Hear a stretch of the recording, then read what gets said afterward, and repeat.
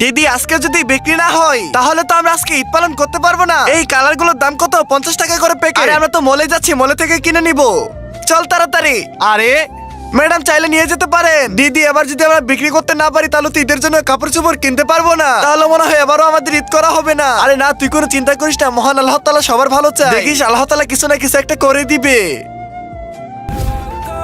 ঠিক আছে আপু, দোয়া রইলো। এই আপুরা এগুলার দাম কত আমাকে বলুন। প্রত্যেকটা প্যাকেট 50 টাকা করে। আচ্ছা ঠিক আছে, আমার তো সব লাগবে, তাড়াতাড়ি দিয়ে দিন। কি বলতেছেন সব লাগবে?